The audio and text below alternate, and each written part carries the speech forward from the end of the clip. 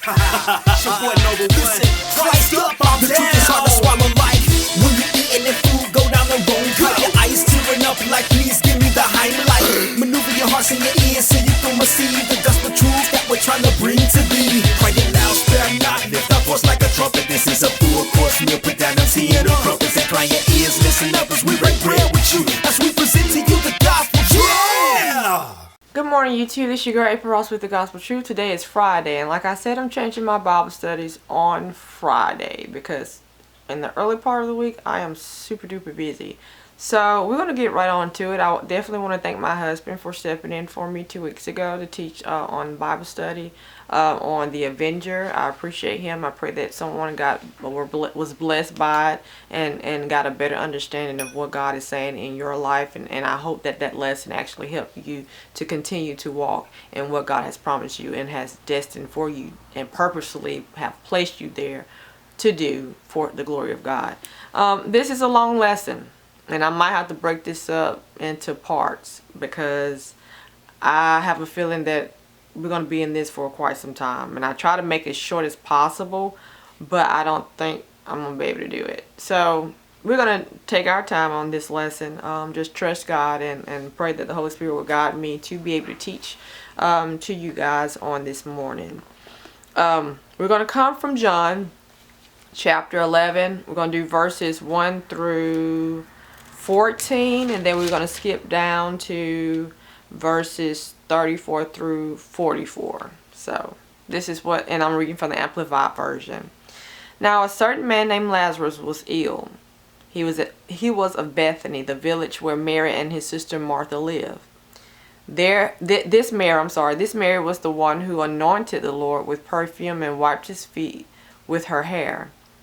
It was her brother Lazarus who was now sick. So the sisters sent to him, saying, Lord, he whom you love so well is sick.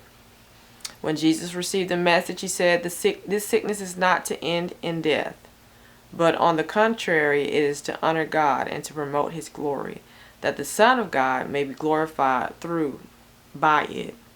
Now Jesus loved Martha and her sister and Lazarus. They were his dear friends, and he held them in loving esteem.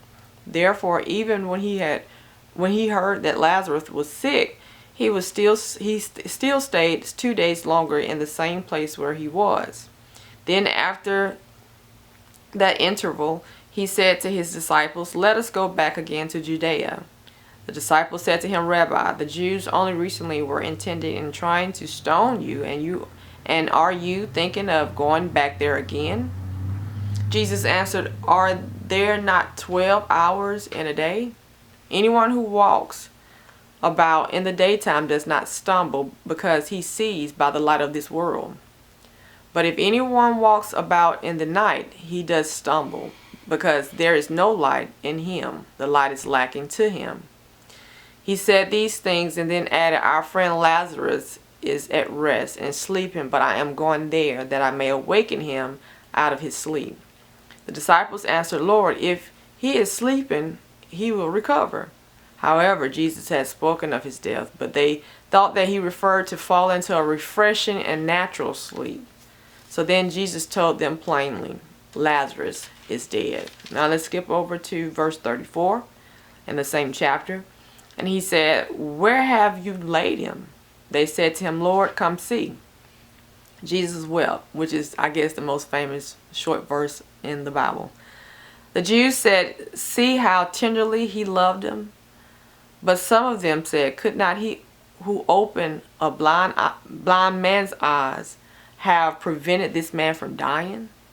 Now Jesus again sighing repeatedly and deeply disquieted, approached the tomb. It was a cave, a hole in the rock, and a boulder lay against the entrance to close it.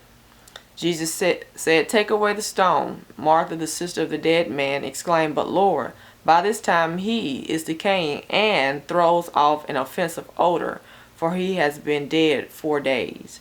Jesus said to her, did I not tell you and promise you that if you would believe and rely on me, you would see the glory of God? So they took away the stone, and Jesus lifted up his eyes and said, Father, I thank you that you have heard me. Yes, I know you always hear and listen to me, but I have said this on account of and for the benefit of the people standing around, so that they may believe that you did send me, that you have made me your messenger." When he had said this, he shouted with a loud voice, "Lazarus, come out."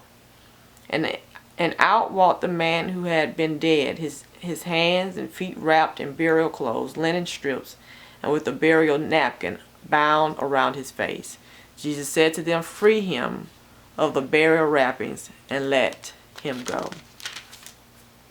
I've heard this story many times. I know you've heard this story many times, and it's been preached in so many ways, but I think we have lost the focal point of what Christ was doing at this time. A lot of people think that Jesus wept because he loved Lazarus. That was his good friend. He loved his family, his sisters.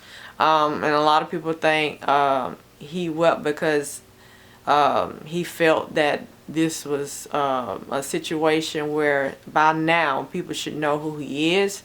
And I am in agreement of that latter part, because you're walking with him, your disciples, and they see the miracles being done. I mean, the first miracle of Jesus is stated in John 1. John 2, when he does the miracle with the wine at the wedding ceremony. It's just like if we are known for our stuff and we're good at it, and then people still doubt and question, and a lot of times Satan will sneak in that doubt and make you feel that that you can't accomplish what you know that you can, and people sneer or say something just to put that doubt in you. But Jesus knew and understood what was the purpose of even allowing Lazarus to die. Now, he knew that Lazarus was sick. I mean, he healed the centurion's servant. He healed the Jairus' daughter, even the woman with the issue of blood. She was able to touch the hem of his garment, and she was made whole. So why did he wait? He knew that his friend was sick, but why did he wait? Why did Jesus even take the time out to just chill where he was? And I'm using layman's term, and until the time was appropriate for him to go out and do what God has called him to do. A lot of times we have dead situations, or it's becoming dead, and God allows it to go dead, so he can show you his glory within the situation. I think it's not always about us. It's really about those who are watching us, and who looks at us and sees the situation that we're in is considered dead, literally. And God allows it to die so he can show those who are watching you that I am the God. I am the only true living God that can bring life and death. So I'm bringing it back to life. So let's go back to chapter 11 in the very beginning, where Jesus has been told that his friend is sick in Bethany. And we also have to remember even the reason why his disciples was afraid to go back to Judea, because their rabbi, their teacher, who they look to, who is mentoring them, had almost been stoned to death, before his set time to be actually crucified. So they were a little afraid, and a lot of times we get a little timid of our situation, that we feel that it's overwhelming. Even back in the Old Testament with Saul, he wanted to find one warrior that could take out Goliath, and it took a child to do it. And sometimes we have to have that childlike faith to understand and believe and just trust God, even when it doesn't look or seem right, or to the natural eye you don't understand it, but just put your trust in what he is doing, because he is the creator. He knows what is best for us, and just put your faith and trust in him, and don't ever give up on what he has placed in your life. A lot of things happen for a reason, and in this situation with Lazarus passing away, even the person that he even held dear to him, he actually allowed it to happen. And of course, he was flesh. Some want to believe he cried because of Lazarus being dead. Some want to believe that he cried because the people did not believe in him, that he could do it, after knowing and seeing the miracles that he had performed, casting out demons, giving the blind sight, allowing a crippled man to walk, healing him and telling him to pick up his mat and walk. So we have a lot of that, those miracles that are shown and said in the book of John, and yet and still we have those. And to this day, we see the hand of God. We know that God is able, and what he is performing, what he's doing, we still have a little doubt. And we have to be very, very careful with that. So we're going to skip down to verse 8. The disciples said to him, Rabbi, this is after he decided to go back to Judea. The Jews only recently were intended in trying to stone you, and are you thinking of going back there again? Jesus answered. Now, listen to how he answers them. Are there not 12 hours in a day? Anyone who walks about in the daytime does not stumble because he sees by the light of this world. But if anyone walks about in the night, he does stumble because there is no light in him. The light is lacking to him. He is basically telling his disciple, I am the light of the world.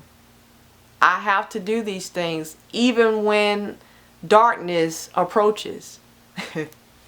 And when God revealed that to me, I was just blown away, because not everybody, in order for people to receive salvation, in order for people to understand Jesus Christ and to really have a relationship and really be set free from their bondage and become a new creature in Him, the light has to shine in their situation, in their lives. You can be that light for them. So even though you don't understand and you don't like the situation of what God is taking you through, you, by coming out strong and being faithful regardless of what it looks like, and when you pass that test and when you come out of that situation victoriously, the light that shined in you is going to shine to the people that are watching you.